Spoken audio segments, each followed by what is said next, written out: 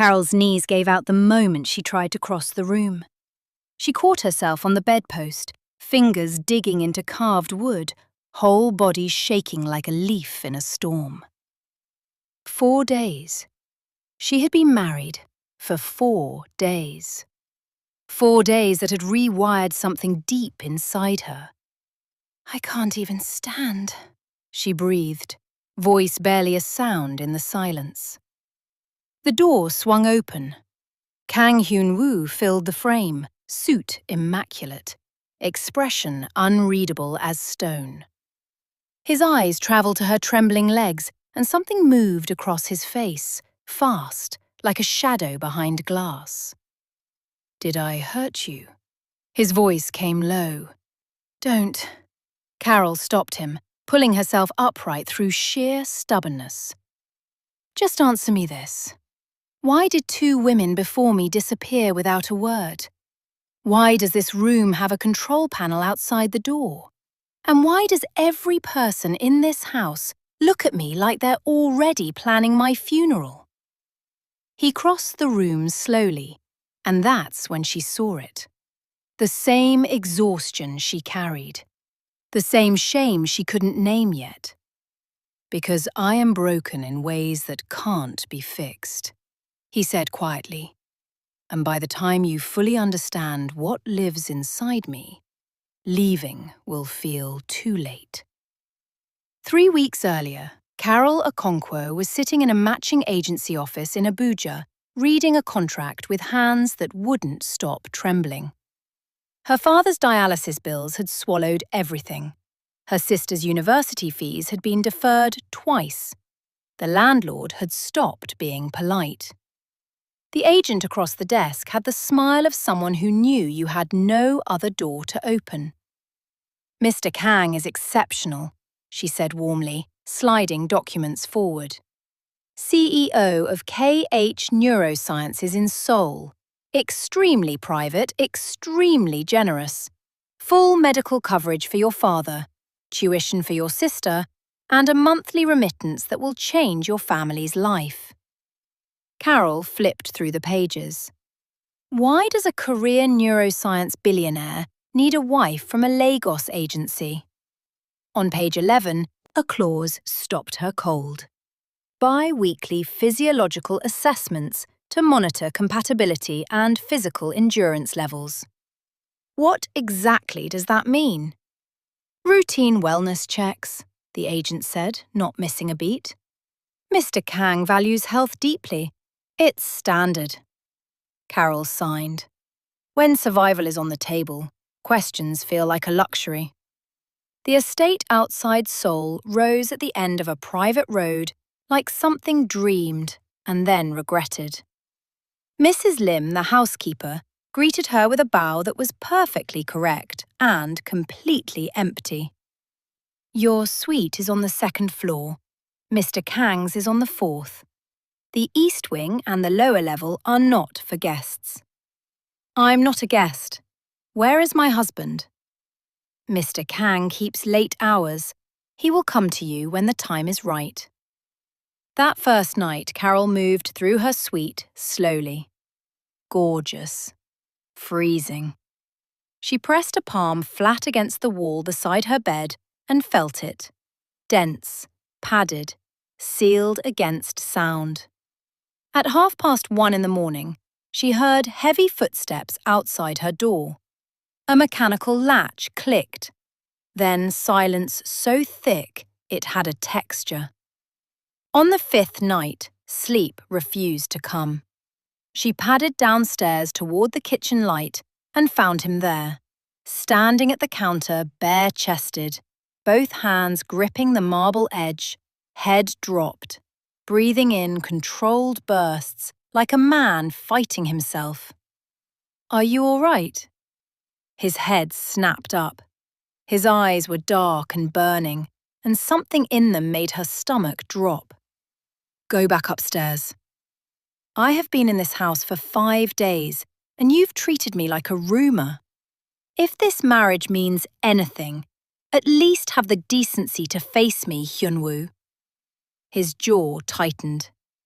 I am working very hard right now to behave. She took a step closer. What if I'm tired of you behaving? Something collapsed behind his eyes. He moved before she could process it, hands at her waist, lifting her onto the counter, forehead dropping to hers. You have no idea what you're inviting. Then stop protecting me from it. He carried her 4 floors up to a room she hadn't known existed. Reinforced door, padded walls. And when the lock turned from the inside, Carol stopped pretending this was just a business arrangement. Morning came without mercy. She woke to cool sheets and an empty room. The door opened from her side, but stepping into the hallway she saw the outside. Thick bolt locks, a keypad, acoustic paneling lining the frame. This room had been engineered to hold someone inside. An hour later, a doctor appeared.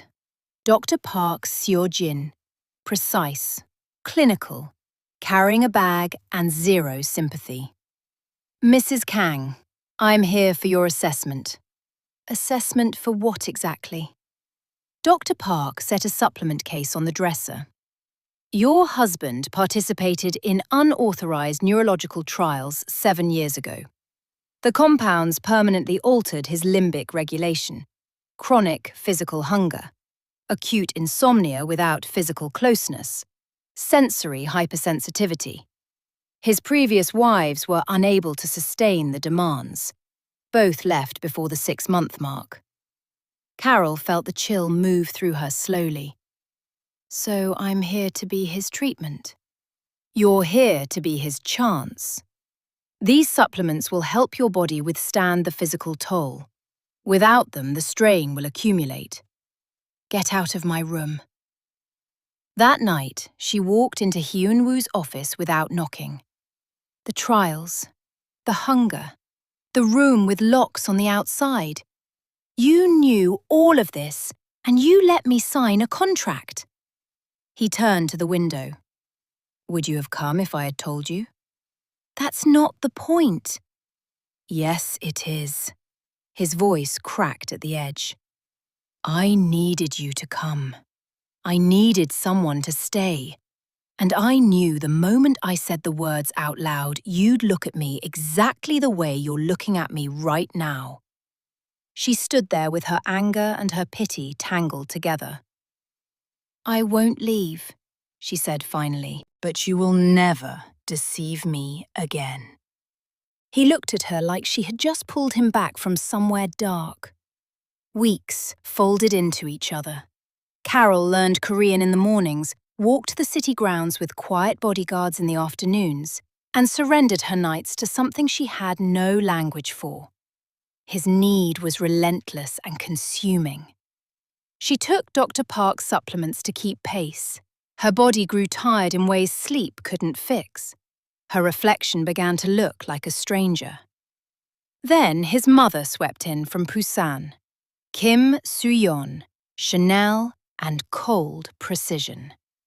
So you're the 4th one, she said, looking Carol over like a property inspection. I'm his wife, Carol said, holding her ground. The 3 before you were accomplished women, Korean women, cultured, educated, and they still couldn't survive 6 months in this house. What exactly makes you believe you're different? Maybe because I'm not trying to survive him. I'm trying to know him. Mrs. Kim leaned close. My son requires someone who will not shatter. And darling, you already look like you're held together with tape. That night, Hyun-woo pressed his face into her neck and whispered, Don't go. Over and over, until she didn't know if he was awake or dreaming. I'm here, she said, but her own voice sounded uncertain in the dark. She broke on a Tuesday afternoon, completely. Sitting on the bathroom floor, back against the tub, sobbing in a way that had no dignity left in it. I don't know how to keep giving what you need, she told him when he found her. I don't know who I am in this house anymore. I look for myself and I keep coming up empty. Hyun-woo went still, and then something in him cracked open too. They sat on the cold bathroom tiles together and built something neither of them had thought to ask for. Rules, boundaries, rest days, a word that meant stop, and a promise that stop would always be honoured. For the first time since she had arrived, the house felt like it could become a home, but peace in that house never held for long. While Hyun-woo was away at a conference in Tokyo, men came through the perimeter. Rival biotech. They wanted his research files and they didn't care who was in the way. Gunshots echoed through marble hallways. Carol ran on instinct, locked herself inside the reinforced room, and sat in the dark, counting her own heartbeats until security swept the building. When Hyun-woo walked through the door hours later and found her wrapped in a blanket, shaking, he pulled her against him and didn't let go. I'll burn the research, dissolve the company. None of it is worth you. You've spent your whole life building this. And I'll spend the rest of it keeping you alive. Watch me. They escaped to a quiet island off the southern coast where nobody knew his name. Slow mornings, real laughter. Hyun-woo learning how to be gentle and discovering he was better at it than he believed. But Hanmir always called them back. 3 weeks after they returned, in the middle of a board meeting, Hyun-woo collapsed. Dr. Park's report was delivered without softness. Endocrine collapse, progressive organ stress. Without aggressive experimental intervention, 1 year at most. Hyun-woo refused treatment, sat in his office chair staring at the floor like a man who had already made peace with the ending. Carol walked in, took his face in both her hands, and looked at him until he had nowhere else to look. You do not get to give up on us. You fight. You hear me? 8 weeks followed that were the hardest of her life. Week 1, the treatment hit him like a freight train. He gripped her hand so hard it bruised. Make it stop, he begged through clenched teeth. No, she said. You fight for us.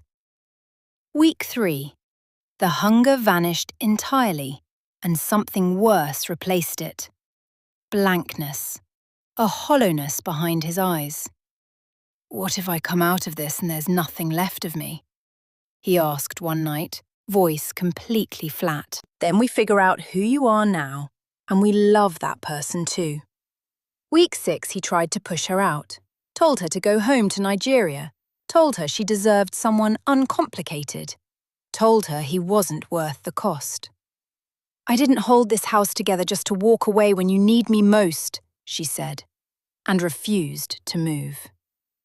Week 8, he smiled. Small, tired, real. You're still here. I'm still here. When he was finally strong enough to stand without help, everything between them was quieter and fuller at the same time. He touched her like she was something worth being careful with. I don't know how to be a normal man, he whispered one night. I never learned. Neither of us came into this knowing what we were doing, Carol said. So we'll learn. Together. Before they renewed their vows, Carol found herself sitting across from Ji-yeon, one of Hyun-woo's former wives, in a small tea house near the river. Ji-yeon was graceful, composed, and sad in the way of someone who had made peace with a loss they never fully named.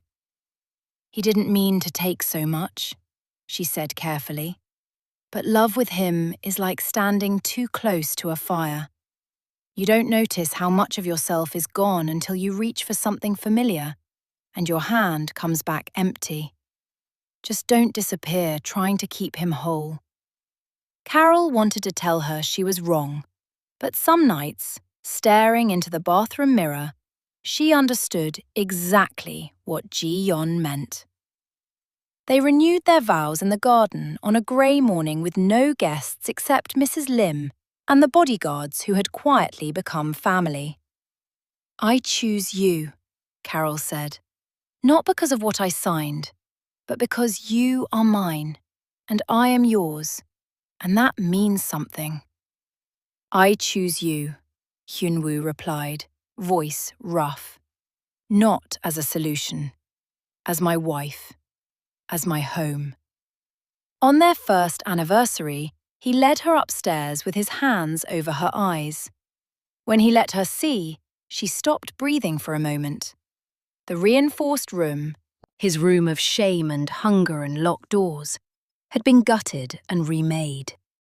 Canvases lined the walls, paints arranged by colour on a long table.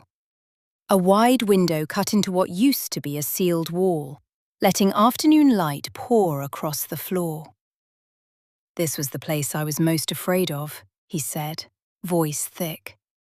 "I want it to be the place you feel most free." Carol stood in the middle of it and cried without trying to stop herself. Not from pain this time, from the strange, full weight of being truly seen. Now Carol and Hyunwoo sleep in a room with no locks on the outside. Their daughter was born on a rainy Thursday, and she has his eyes and Carol's stubbornness. The city glows beyond the window every night. What started as desperation became devotion. What started as hunger became something that knew how to be gentle. From a contract signed out of survival to a love that cost everything and gave back more. If this story moved something in you, hit that subscribe button right now and tell us in the comments. Would you have stayed or walked away? Like this video, it truly helps us keep bringing you stories like this one. Part 2 is coming, and trust me, you do not want to miss it.